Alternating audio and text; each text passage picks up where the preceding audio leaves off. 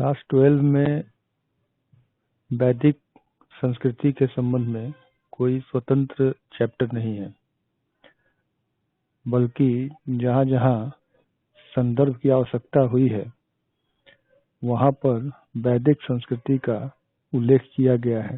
परंतु चूंकि इतिहास एक घटनाओं का कालक्रमानुसार विवरण है, इस कारण आपको वैदिक संस्कृति या वैदिक काल के संबंध में जानकारी देना उचित समझ में आया, क्योंकि यह इतिहास का एक महत्वपूर्ण कालखंड है। और तो और भारतीय संस्कृति की शुरुआत या उसका प्रारंभिक बिंदु अगर हम कहें तो वह वैदिक काल से ही शुरू होता है, क्योंकि सिंधु सभ्यता के पतन के पश्चात एक लंबी अवधि तक भारत में कोई ऐसी संस्कृति जो निरंतर कायम रह सके वो वैदिक संस्कृति के अलावे दूसरी कोई संस्कृति नहीं है। सिंधु सभ्यता वैदिक संस्कृति से कहीं ज्यादा विकसित थी, परंतु दुर्भाग्यवश सिंधु सभ्यता का अवसान हो गया और उसके बाद एक रिक्त की स्थिति उत्पन्न हो गई। वैदिक संस्कृति जो है वह भारत की जो वर्तमान संस्कृति जिसे हम कहते हैं उसकी शुरुआत इसी काल से हमें दिखाई देती है।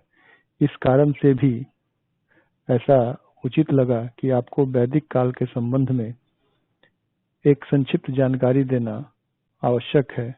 आगे जब वैदिक काल की जानकारी हम प्राप्त कर लेंगे, उसके पश्चात हम लोग फिर से एक बार चैप्टर वाइज चलेंगे। इस टॉपिक को समझना बहुत ही महत्वपूर्ण है आपके ऐतिहासिक ज्ञान के लिए, यानी इतिहास विषय के ज्ञान के लिए भी, और वे लोग जो इस वीडियो को प्रतियोगिता परीक्षाओं के लिए देखते हैं उनके लिए भी ये काफी महत्वपूर्ण टॉपिक है, क्योंकि वैदिक संस्कृति से किसी भी प्रतियोगिता परीक्षा में निश्चित रूप से ही सवाल आते हैं। जिसमें जीएस होता है उसमें वैदिक संस्कृति से सवाल आते ही आते हैं। तो एक संक्षिप्त विवरण देने का प्रयास किया जा रहा है। जिसे हम वैदिक काल कहते हैं वो असल में 1500 ईसा पूर्व से लेकर 600 ईसा पूर्व तक की अवधि है। इसे वैदिक काल क्यों कहते हैं, इससे अभी हम इसी वीडियो में समझने का प्रयास करेंगे। वैदिक काल को मुख्यतः हम लोग दो भाग में बांटते हैं।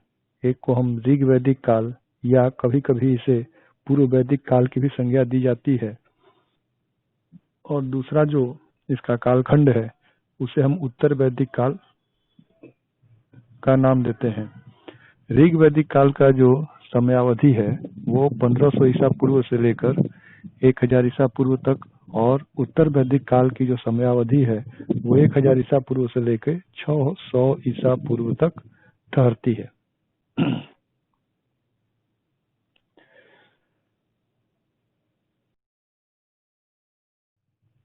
अब मैंने कहा कि आखिर से हम वैदिक काल क्यों कहते हैं, तो इस कालखंड की यानी 1500 ईस्वी पूर्व से लेकर 600 ईस्वी पूर्व तक का जो इतिहास है उसे जानने का जो सर्वप्रमुख साधन है वो है उस काल में रचित जो साहित्य है। वो इस अवधि के बारे में जो इतिहासकार जान पाते हैं उसमें पुरातात्विक साक्ष्यों की कमी पाई जाती है। मुख्य रूप से इस संपूर्ण अवधि के बारे में जो जानकारी हमें मिलती है वो उस समय रचित किए गए जो साहित्य हैं उनसे मिलती है।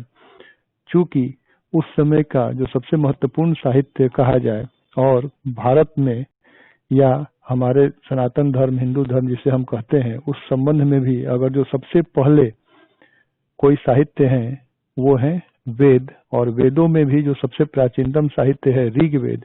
इस कारण से इस पूरे इतिहास के कालखंड को हम वैदिक संस्कृति का नाम देते हैं, क्योंकि हमारी जानकारी के जो साधन हैं इस काल के वो वेदों से ही हमें प्राप्त होते हैं, और वेद को समझने के लिए या उसके व्याख्या करने के लिए अन्य प्रकार के जो साहित्य रचे गए उन्हें भी हम सम्मिलित रूप से वैदिक साहित्य का नाम देते हैं। तो जब हम वैदिक साहित्य कहते हैं, जब हम वैदिक साहित्य कहते हैं तो इससे हम क्या समझ पाते हैं? तो वैदिक साहित्य में मुख्य रूप से आपको 4 प्रकार के साहित्य हैं। सबसे पहला वेद, दूसरा ब्राह्मण ग्रंथ, तीसरा आरण्यक ग्रंथ और चौथा उपनिषद ग्रंथ। जैसा कि आप सभी को पता भी होगा, वेद 4 हैं, जिसमें ऋग्वेद पहला जो सबसे प्राचीनतम हमारा साहित्य है, दूसरा यजुर्वेद, तीसरा आपका सामवेद और चौथा अथर्ववेद। आपकी जानकारी के लिए यजुर्वेद जो है वह 2 भागों में बटा हुआ है। एक को कृष्ण यजुर्वेद बोलते हैं, दूसरे को शुक्ल यजुर्वेद बोलते हैं। इसमें चूंकि हम लोगों ने अभी देखा कि वैदिक काल को 2 भाग में बांटते हैं, तो जो ऋग्वेद कालीन जो संस्कृति है, जिसे हम 1500 ईस्वी पूर्व से लेकर 1000 ईस्वी पूर्व तक का मानते हैं, उस काल की जो जानकारी है वो हमें सिर्फ और सिर्फ ऋग्वेद से मिलती है। अर्थात ऋग्वेद की जो रचना हुई है वो 1500 ईस्वी पूर्व से लेकर 1000 ईस्वी पूर्व के बीच हुई है। तो ऋग्वेद जो है ये हमें उस काल की जानकारी देता है। इसके बाद के सारे जो साहित्य हैं वो उत्तर वैदिक काल अर्थात 1000 ईस्वी पूर्व से लेकर 600 ईस्वी पूर्व तक रचे गए हैं। सारे साहित्य यानी ऋग्वेद को छोड़कर जितने भी आपको 3 वेद हो गए, यजुर्वेद, सामवेद, अथर्ववेद, ब्राह्मण ग्रंथ, आरण्यक, उपनिषद, ये सभी जो ग्रंथ हैं ये आपको उत्तर वैदिक काल में इनकी रचना हुई है। तो यहाँ पर आपको कुछ नाम दिए गए हैं ब्राह्मण ग्रंथ, जैसे कि ऐतरेय, कौशिकी, शतपथ, पंचविंश, गोपथ। इसमें आप ब्राह्मण ग्रंथ क्या है, ये असल में वेदों को समझने के लिए लिखे गए हैं और सभी कहीं ना कहीं ये किसी न किसी वेद से संबंधित है। जैसे ऐतरेय ब्राह्मण जो है वो ऋग्वेद से संबंधित है, शतपथ ये आपको यजुर्वेद से संबंधित है, पंचविंश जो है सामवेद से संबंधित है, गोपथ जो है अथर्ववेद से संबंधित है। उसी प्रकार ब्राह्मण ग्रंथों के बाद आरण्यक की रचना हुई।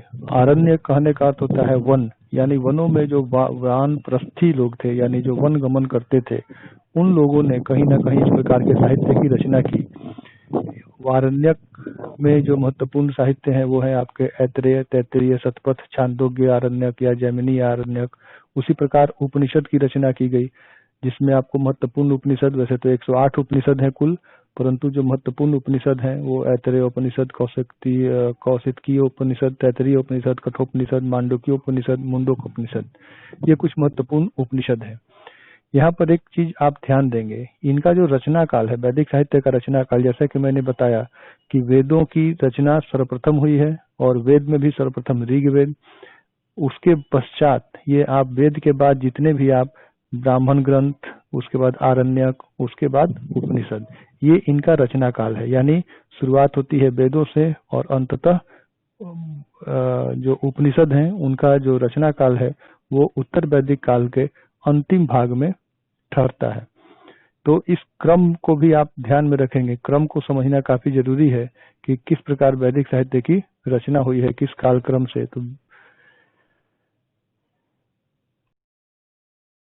वैदिक साहित्य में अगर इन जो अभी हम लोगों ने देखा वेद, ब्राह्मण, आरण्यक, उपनिषद, इनके बारे में छोटी छोटी बातें आपको जाननी जरूरी है। वेद, इसमें मुख्य रूप से देवी देवताओं की स्तुतियां हैं और इसमें भी जो ऋग्वेद है उसमें हम सर्वाधिक देवी देवताओं की स्तुतियां ही पाते हैं, परंतु बाद के जो 3 वेद हैं अर्थात ऋग्वेद, यजुर्वेद, सामवेद और अथर्ववेद, इनमें हम कर्मकांड एवं जादू टोने से संबंधित ऋचाएं पाते हैं। ऋचाएं कहने का मंत्र, जो उसमें मंत्र लिखे गए हैं उसे हम ऋचाएं बोलते हैं। तो वेद में 4 वेद, जिसमें ऋग्वेद जो है इसमें महत्वपूर्ण रूप से देवी देवताओं की स्तुतियां हमें मिलती हैं, परंतु जो बाद के 3 वेद हैं जो उत्तर वैदिक काल में लिखे गए हैं, ये तीनों अलग अलग विषयों से संबंधित हैं। यजुर्वेद, जिसमें यज्ञ की बातें की गई हैं, यज्ञ के विधि विधान लिखे गए हैं। सामवेद, ये मुख्य रूप से गीत संगीत आदि को समर्पित हैं, ये गाने लायक इसमें छंद लिखे गए हैं जो गाया जा सकता है यज्ञ के समय में। उसी प्रकार अथर्ववेद जो है, जो सबसे बाद का लिखा हुआ वेद है, इसमें हम जादू टोने से संबंधित मंत्र पाते हैं। उसी प्रकार अगर हम ब्राह्मण ग्रंथ की बात करें तो ब्राह्मण ग्रंथ की रचना का जो उद्देश्य है वो वैदिक संहिता जब हम कहते हैं इसका अर्थ है जो हमारे 4 वेद हैं उनकी व्याख्या करने के उद्देश्य से लिखा गया। ब्राह्मण ग्रंथों की विशेषता ये है कि ये गद्य में लिखे गए हैं, जबकि वेद जो हैं वो पद्य में लिखे गए हैं। तो मुख्य रूप से जो पद्य में लिखे गए थे, और वेदों की भाषा बहुत ही क्लिष्ट है, उनका जो संस्कृत है बहुत ही क्लिष्ट है, तो उसे थोड़ा आसान बनाने के लिए और उसे उसकी व्याख्या करने के लिए, लोगों को तक उस बात को पहुंचाने के लिए, समझाने के लिए इसे गद्य में लिखा गया। उसी प्रकार आरण्यक जो है, आरण्यक की जो मुख्य विषय है वो दर्शन संबंधी विषय है, और वो आरण्यक जो है वेदों से ही, जो वेदों में जो बातें लिखी गई हैं उसमें इसके दार्शनिक पक्ष की व्याख्या करने के उद्देश्य से आरण्यक लिखा गया। उसी प्रकार उपनिषद ये भी दार्शनिक पक्षों का विवेचन करता है। इसके जो विषय हैं, ब्रह्म क्या है, सत्य क्या है, आत्मा क्या है, आदि इन विषयों का इसमें विवेचन किया गया है। एक बात आप ध्यान देंगे, बड़ा ही इंटरेस्टिंग है, इतिहास को अगर हम घटनाओं के तालमेल से जोड़ने का प्रयास करें, उपनिषद का जो रचना काल है, जैसा कभी मैंने बताया कि ये आपको उत्तर वैदिक काल के अंत में आता है। आप ध्यान देंगे, आगे हम लोग इस विषय पर चर्चा भी करेंगे अलग चैप्टर में। ये वही समय है 600 ईस्वी पूर्व के आसपास हम देखते हैं कि भारत में धार्मिक दृष्टिकोण से एक व्यापक परिवर्तन होता है और नई विचारधाराओं का जन्म होता है, जैसे बौद्ध धर्म और जैन धर्म। और ये बौद्ध धर्म और जो जैन धर्म है, ये कहीं ना कहीं उस समय के जो वैदिक धर्म थे उसके विरोध स्वरूप खड़े हुए थे। उपनिषद के भी जो विषय हैं वो कहीं ना कहीं जो उस समय कर्मकांड आदि का जो बोलबाला हो गया था उसके विरोध में ये लिखा गया है, उसके आलोचना के स्वरूप लिखा गया। इसमें जो सत्य, आत्मा, ब्रह्म आदि की बात की गई कि वास्तविकता क्या है, सत्य क्या है, इस तरह के इसमें विषय रखे गए। और हम देखते हैं कि उस समय तक कहीं ना कहीं जो समाज, हमारा जो चिंतन प्रणाली थी समाज की, वो बदल रही थी। और उसका नतीजा हम देखते हैं कि सनातन धर्म के बाद भारत में 2 महत्वपूर्ण धर्म का उदय होता है, जैन धर्म और बौद्ध धर्म के रूप में। अब एक यहाँ पर आप ध्यान दें, परवर्ती वैदिक साहित्य, अभी तक जो हम लोगों ने साहित्य के संबंध में चर्चा की है, जैसे कि आपके वेद, ब्राह्मण, आरण्यक और उपनिषद, उसे हम वैदिक साहित्य कहते हैं। इसे यहाँ पर मैंने परवर्ती वैदिक साहित्य का नाम दिया है। इस संबंध में विद्वानों में काफी मतभेद हैं कि वेदांग और सूत्र साहित्य, ये 2 तरह के और साहित्य हैं जो कहीं ना कहीं उस समय के बारे में जानकारी के हमारे स्रोत हैं। तो इसमें एक मतांतर है कि क्या इसे वैदिक साहित्य के रूप में रखा जाए या नहीं रखा जाए। रचना के दृष्टिकोण से, यानी रचना काल के दृष्टिकोण से देखा जाए तो ये वैदिक साहित्य के अंग नहीं हो सकते हैं, क्योंकि इनकी जो रचना काल है वो कहीं ना कहीं उत्तर वैदिक काल के अवसान के पश्चात, यानी उत्तर वैदिक काल 600 ईस्वी पूर्व के बाद की ये रचनाएं हैं। इस कारण कई विद्वानों का मानना यह है कि ये वैदिक साहित्य नहीं है, परंतु इनके जो विषय हैं वो कहीं ना कहीं वैदिक साहित्य से ही संबंधित है। तो इसलिए इसे वैदिक, कुछ विद्वान वैदिक साहित्य के अंतर्गत मानते हैं, कुछ इसे अंतर्गत नहीं मानते हैं। इसलिए मैंने इसे यहाँ पर परवर्ती वैदिक साहित्य, यानी वैदिक काल के बाद के रचनाओं के लिए मैंने ये शब्द इस्तेमाल किया है। यहाँ पर जो परवर्ती वैदिक साहित्य में 2 महत्वपूर्ण है, एक है आपका वेदांग, दूसरा है सूत्र। तो अभी वेदांग को समझने का प्रयास करें। वेदांग, ये असल में वेदांग का अर्थ ही होता है जो अंत में रचना की गई। ये वेदों के ही अंग है, परंतु ये वेदों के सबसे अंतिम भाग में, यानी वैदिक साहित्य की जो रचनाएं हो रही थी उनके सबसे अंतिम भाग में इनकी रचना हुई। अगर इनकी रचना के उद्देश्य को समझने का प्रयास करें, ये क्यों रचित किए गए, तो इनके जो उद्देश्य हैं इस वेदांग के लिखने के, वो ये कि वेदों के अर्थ को अच्छी तरह से समझना, क्योंकि वेदों की जो भाषा है, मैंने पहले भी कहा, काफी क्लिष्ट है, तो उसे एक आसान तरीके से समझाना, और तो और वेदों की बातों को संरक्षित करना। यहाँ पर एक बात का आप ध्यान रखेंगे, भारत में किसी भी प्रकार के जो लिखित साक्ष्य हैं वो 4वीं शताब्दी ईस्वी पूर्व के पहले के हमें प्राप्त नहीं है। अब यहाँ पर आप थोड़ा सा इस बात को समझने का प्रयास करें। मैंने कहा कि ऋग्वेद जो है वो 1500 ईस्वी पूर्व से लेकर 1000 ईस्वी पूर्व के बीच में रचित किया गया, परंतु असल में उस समय उसे लिखा नहीं गया। वो जो ऋचाएं थी, वो जो मंत्र थे, वो मौखिक रूप से एक पीढ़ी से दूसरी पीढ़ी में चल आते गए, और जब लोगों को लिखने का ज्ञान हुआ तब जाकर उसे लिखित रूप दिया गया। यानी लगभग 1000 सालों तक वो जो ज्ञान था वेदों का या ब्राह्मण का, अरण्य का, उपनिषद का, वो ज्ञान मौखिक परंपरा के रूप में चला आ रहा था। और जब लेखन शैली का विकास होता है तब उसे लिखित रूप में व्यवस्थित किया गया। तो एक तरीके से इसे संरक्षण कहने का अर्थ यहाँ पर यह भी है कि वेदांग साहित्य की रचना, जो एक मौखिक परंपरा चली आ रही थी वेदों की, उन चीजों को संरक्षित करने के उद्देश्य से भी वेदांग की रचना की गई। और वेदों की व्याख्या को आसान बनाना भी इसका उद्देश्य था वेदांग साहित्य का। और जो ज्ञान वेदों से, ब्राह्मण साहित्य से या आरण्यक से, उपनिषद से जो ज्ञान थे, उनका व्यवहारिक उपयोग किस प्रकार से किया जाए, इसके लिए भी वेदांग साहित्य की रचना की गई। वेदांग मुख्य रूप से संख्या में 6 हैं। पहला है शिक्षा, दूसरा कल्प, तीसरा निरुक्त, व्याकरण, छंद, ज्योतिष। आप यहाँ देख सकते हैं शिक्षा जो है वो उसमें शुद्ध उच्चारण शास्त्र लिखा गया है, अर्थात वेदों को किस तरीके से पढ़ा जाए, उसका उच्चारण किस रूप में किया जाए, वो आपको बताता है। कल्प जो है इसमें कर्म कांडों का उल्लेख किया गया है। जैसा कि मैंने बताया, यजुर्वेद जो है वो असल में कर्म कांड पर ज्यादा जोर देता है, उसमें यज्ञों के विधि विधान आदि उल्लिखित हैं। उन विधि विधानों को सिंप्लीफाइड तरीके से, आसान तरीके से कैसे उसे बताया जाए, उसके लिए कल्प की रचना की गई। उसके बाद निरुक्त की रचना की गई। ये शब्दों की व्युत्पत्ति किस प्रकार से होती है, आप व्याकरण पढ़ते हैं हिंदी का, संस्कृत का, इसमें आप देखते हैं कई जो शब्द हैं उनकी व्युत्पत्ति कहाँ से हुई है, इस तरह के आप अपने क्लास में पढ़ते होंगे। तो निरुक्त जो है वो शब्दों की व्युत्पत्ति से संबंधित शास्त्र है।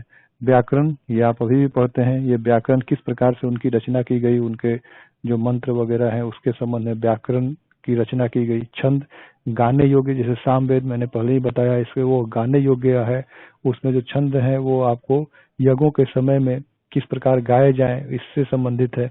ज्योतिष, ये भी आप जानते हैं कि ज्योतिष आज के समय में भी हमारे लिए काफी व्यवहारिक है, और इसका जो ज्ञान है कहीं ना कहीं जो वैदिक साहित्य में ज्योतिष को किस प्रकार से समझा गया, उसके संबंध में अलग से ज्योतिष शास्त्र की रचना की गई।